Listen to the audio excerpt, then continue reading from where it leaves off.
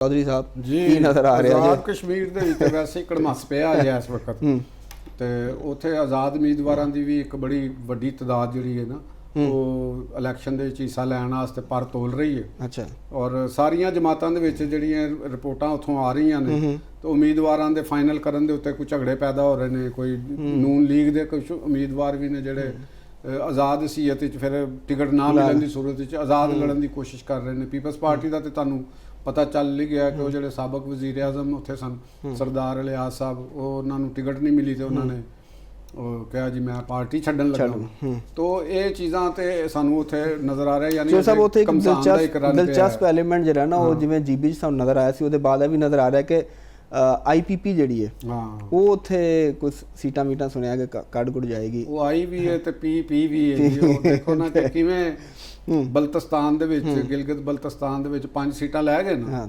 ਕੈਸਾ ਵਾਕਿਆ ਹੋਇਆ, ਕਦੇ ਹੋ ਜਾ ਸੁਣਿਆ ਨਹੀਂ ਕਦੇ ਇੰਜ ਕਿ ਇਲੈਕਸ਼ਨ ਦੇ ਵਿੱਚ 1 ਸੀਟ ਨਹੀਂ ਤੇ ਅਸੈਂਬਲੀ ਦੇ ਵਿੱਚ 5 ਹੋ ਗਈਆਂ ਕਿ 4 ਤੇ ਉਮੀਦਵਾਰ ਸ਼ਾਮਲ ਹੋ ਗਏ, ਕੋਟੇ ਦੀ ਸੀਟ ਆ ਗਈ। ਇਹ ਜਿਹੜਾ ਨਾ ਦੇਖੋ ਗੱਲ ਪਤਾ ਕੀ ਇਹੋ ਹੀ ਤੁਹਾਨੂੰ ਦੱਸ ਰਿਹਾ ਕਿ ਜਿਹੜਾ ਮੈਨੂੰ ਹੁਣ ਇਸ ਵੇਲੇ ਤੱਕ ਜਿਹੜਾ ਉੱਥੋਂ ਦਾ ਸਿਆਸੀ ਇੱਕ ਸਾਨੂੰ ਮੰਜ਼ਰਨਾਮਾ ਨਜ਼ਰ ਆ ਰਿਹਾ ਤੇ ਉਹ ਮੈਨੂੰ ਉਹਦੇ 'ਚ ਆਈਪੀਪੀ ਵੀ ਉਮੀਦਵਾਰ ਉੱਥੇ ਖੜੇ ਕਰ ਰਹੀ ਹੈ ਔਰ ਉਹਨੂੰ ਉਮੀਦਵਾਰ ਮਿਲ ਵੀ ਰਹੇ ਨੇ। ਇਹ ਵੀ ਤੁਹਾਨੂੰ ਦੱਸ ਦਈਏ ਕਿ ਉੱਥੇ ਉਹਨੂੰ ਉਮੀਦਵਾਰ ਮਿਲ ਵੀ ਰਹੇ ਨੇ।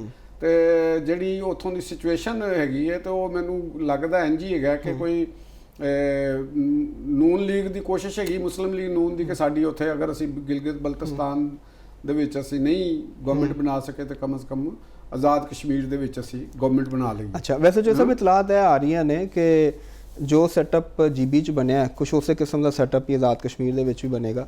ਨਹੀਂ ਉਹ ਬਣੇਗਾ ਤਾਂ ਸਹੀ।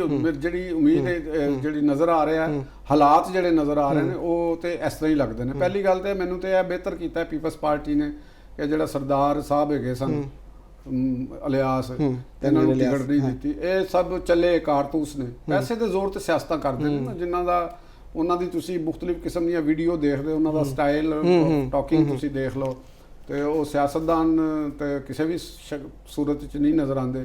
ਤੇ ਪੀਪਲਸ ਪਾਰਟੀ ਕੋਲ ਤੇ ਆਪਣੇ ਬੜੇ ਸੀਜ਼ਨਡ ਕਿਸਮ ਦੇ ਚੌਧਰੀ ਲਤੀਫ ਅਕਬਰ ਜੈਸੇ ਪੁਰਾਣੇ ਉਹਨਾਂ ਦੇ ਜਿਹੜੇ ਦਰੀਨਾ ਵਰਕਰ ਨੇ ਜਿਨ੍ਹਾਂ ਦੀ ਪਾਰਟੀ ਵਾਸਤੇ ਖਿਦਮਾਤ ਨੇ ਔਰ ਗ੍ਰਾਸ ਰੂਟ ਲੈਵਲ ਤੋਂ ਆਏ ਨੇ। ਔਰ ਉਸ ਤੋਂ ਬਾਅਦ ਜਿਹੜੇ ਮੌਜੂਦਾ ਪ੍ਰਾਈਮ ਮਿਨਿਸਟਰ ਨੇ ਫੈਸਲ ਰਠੌਰ ਸਾਹਿਬ, ਉਹਨਾਂ ਦੇ ਵਾਲਿਦ ਸਾਹਿਬ ਜਿਹੜੇ ਸਨ ਮੁਮਤਾਜ਼ ਰਠੌਰ ਸਾਹਿਬ, ਉਹ ਵੀ ਪ੍ਰਾਈਮ ਮਿਨਿਸਟਰ ਰਹਿ ਚੁੱਕੇ ਨੇ। ਤੇ ਉਹ ਹੁਣ ਉਹਨਾਂ ਦੀ ਰਾਏ ਨੂੰ ਤੇ ਪਰੇ ਕਰਕੇ ਤੇ ਸਰਦਾਰ ਇਲਿਆਸ ਸਾਹਿਬ ਹੋਰੇ ਜਿਹੜੇ ਕੱਲ ਪੀਟੀਆਈ ਦੇ ਨਾਲ ਸਨ ਤੇ ਹੁਣ ਉਹ ਪੀਪਲਸ ਪਾਰਟੀ 'ਚ ਆ ਗਏ ਤੇ ਇਹ ਤੇ ਕੋਈ ਤਰੀਕਾਕਾਰ ਨਹੀਂ ਨਾ ਹੈਗਾ। ਤੇ ਮੇਰੇ ਪੀਪਲਸ ਪਾਰਟੀ ਨੇ ਬੜਾ ਦਰੁਸਤ ਫੈਸਲਾ ਕੀਤਾ ਔਰ ਇਹਦੇ 'ਚ ਪੀਪਲਸ ਪਾਰਟੀ ਨੂੰ ਕੋਈ ਨੁਕਸਾਨ ਨਹੀਂ।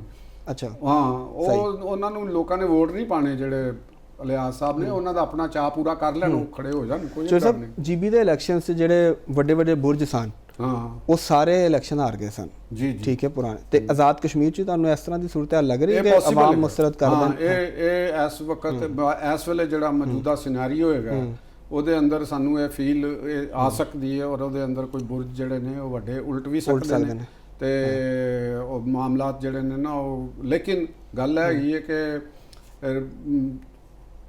ਉੱਥੇ ਇਤਿਹਾਦੀ ਗਵਰਨਮੈਂਟ ਬਣੇਗੀ ਇੱਕ ਦੂਸਰੇ ਦੇ ਨਾਲ ਔਰ ਪਾਰਟੀਆਂ ਜਿਹੜੀਆਂ ਨੇ ਅਗਰ ਆਜ਼ਾਦ ਉਮੀਦਵਾਰ ਵੀ ਬੜੀ ਤਾਦਾਦ 'ਚ, ਮੇਰਾ ਨਹੀਂ ਖਿਆਲ ਕਿ ਆਜ਼ਾਦ ਉਮੀਦਵਾਰ ਬਹੁਤ ਵੱਡੀ ਤਾਦਾਦ 'ਚ ਜਿੱਤਣਗੇ ਜਿੰਨਾ ਕੁ ਮੈਂ ਦੇਖ ਰਿਹਾ ਵਾਂ ਉੱਥੇ ਹਲਕਾ ਵਾਈਜ਼ ਜਿਹੜੀ ਮੀਰਪੁਰ ਦੀ, ਬਾਗ ਦੀ, ਕੋਟਲੀ ਦੀ ਜਿਸ ਤਰ੍ਹਾਂ ਦੀ ਪੋਲੀਟਿਕਸ ਹੈਗੀ ਔਰ ਉੱਥੋਂ ਦੀ ਜਿਹੜੇ ਲੋਕ ਨੇ, ਜਿਸ ਤਰ੍ਹਾਂ ਪਾਰਟੀ ਵੱਲੋਂ ਮੁਸਲਿਮ ਲੀਗ ਜਿਸ ਤਰ੍ਹਾਂ ਉੱਥੇ ਕਰ ਰਹੀ ਹੈ ਆਪਣੀ ਕੰਪੇਨ ਚੱਲ ਰਹੀ, ਕੰਪੇਨ ਉੱਥੇ ਸ਼ੁਰੂ ਹੈਗੀ ਔਰ ਪੀਪਲਸ ਪਾਰਟੀ ਦੇ ਲੋਕ ਜਿਸ ਤਰ੍ਹਾਂ ਉੱਥੇ ਕੰਪੇਨ ਦਾ ਆਗਾਜ਼ ਹੋ ਗਿਆ ਔਰ ਉੱਥੋਂ ਦੀਆਂ ਜਿਹੜੀਆਂ ਬਰਾਦਰੀਆਂ ਨੇ, ਵੱਡੀਆਂ ਬਰਾਦਰੀਆਂ ਨੇ ਜਿਹੜੀਆਂ ਇੱਕ ਔਰ ਜਿਸ ਤਰ੍ਹਾਂ ਉਹ ਅੰਗੇਜ ਹੋ ਰਹੀਆਂ ਨੇ ਇੱਕ ਦੂਸਰੇ ਦੇ ਨਾਲ, ਮਾਹੌਲ ਤੇ ਬਣ ਗਿਆ। ਹਾਂ, ਕੁਇਕਲੀ ਬਸ ਇਹਨੂੰ ਅਸੀਂ ਕਰ ਲਈਏ ਕਿ ਜਿਹੜੀ ਕੱਲ੍ਹ ਦਾ ਮਵਾਮੀ ਐਕਸ਼ਨ ਕਮੇਟੀ ਹੈ ਉਹਦੇ ਸਿਚੁਏਸ਼ਨ ਔਰ ਉਹਦੇ ਕੋਈ ਹਾਮੀ ਜਿਹੜੇ ਨੇ ਉਹਨਾਂ ਤੇ ਕੋਈ ਰੱਦ ਅਮਲ ਦਾ ਕੋਈ ਇਲੈਕਸ਼ਨ ਤੇ ਅਸਰ ਹੋ ਸਕਦਾ? ਨਹੀਂ, ਉਹਨਾਂ ਦਾ ਮੇਰਾ ਨਹੀਂ ਖਿਆਲ ਕਿ ਉਹ ਇੱਕ ਸੋਸ਼ਲ ਮੀਡੀਆ ਤੇ ਹੈ ਨੇ, ਸੋਸ਼ਲ ਮੀਡੀਆ ਦੇ ਉੱਤੇ ਕੋਈ ਲੰਡਨ 'ਚ ਬੈਠੇ ਨੇ ਤੇ ਉਹਨਾਂ ਦੀ ਤੋਂ ਇਲਾਵਾ ਮੇਰਾ ਨਹੀਂ ਖਿਆਲ ਤੁਹਾਨੂੰ ਇਲੈਕਸ਼ਨ ਤੇ ਕੋਈ ਅਸਰ ਨਹੀਂ ਨਜ਼ਰ ਆ ਰਿਹਾ। ਕੋਈ ਅਸਰ ਨਹੀਂ ਨਜ਼ਰ ਆਉਂਦਾ ਪਿਆ। ਇੱਕ ਸਾਹਿਬ ਜਿਹੜੇ ਨੇ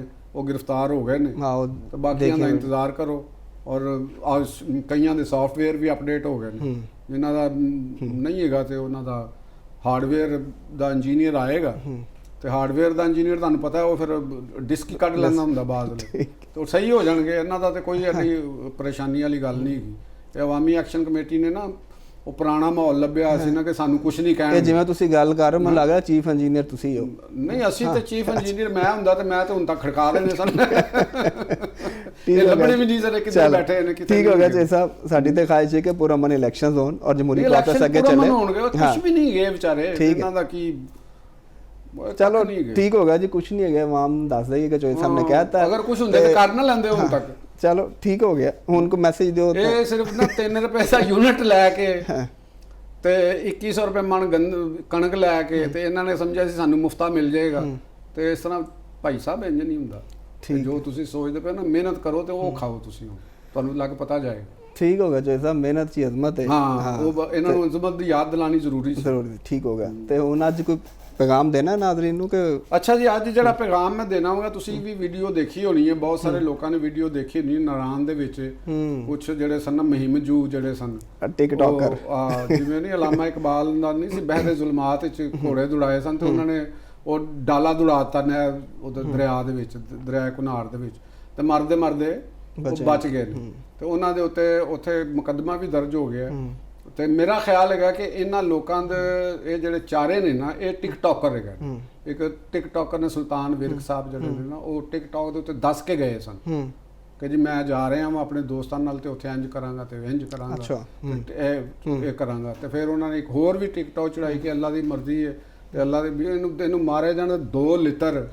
ਤੈਨੂੰ ਪਤਾ ਕਿ ਵੀ ਦਰਿਆ ਚੱਲਦਾ ਪਿਆ ਤੇ ਤੂੰ ਉਹਦੇ ਵਿੱਚ ਜਾ ਕੇ ਤੇ ਕਰਤੀ ਹੈ ਤੇ ਉੱਥੇ ਤਾਂ ਕੁਝ ਹੋ ਜਾਂਦਾ ਤੇ ਸਾਰਾ ਮਲਬਾ ਪੈ ਜਾਣਾ ਸੀ ਵਿਚਾਰੀ ਕੇਪੀ ਗਵਰਨਮੈਂਟ ਦੇ ਉੱਤੇ ਕਿ ਜੀ ਕੇਪੀ ਗਵਰਨਮੈਂਟ ਦੇ ਇੰਤਜ਼ਾਮਾਤ ਕੁਝ ਨਹੀਂ ਹੈਗੇ। ਅਸੀਂ ਵੀ ਇੱਥੇ ਆ ਕੇ ਕੇਪੀ ਗਵਰਨਮੈਂਟ ਦੇ ਚੜ੍ਹਾਈ ਕਰਨੀ ਸੀ। ਤੇ ਮੇਰਾ ਖਿਆਲ ਹੈ ਕਿ ਕੇਪੀ ਗਵਰਨਮੈਂਟ ਨੂੰ ਇਹਨਾਂ ਦੇ ਉੱਤੇ ਖੁਦਕੁਸ਼ੀ ਦੀ ਅਟੈਂਪਟ ਕਰਨ ਦਾ ਮੁਕੱਦਮਾ ਦਰਜ ਹੋਣਾ ਚਾਹੀਦਾ।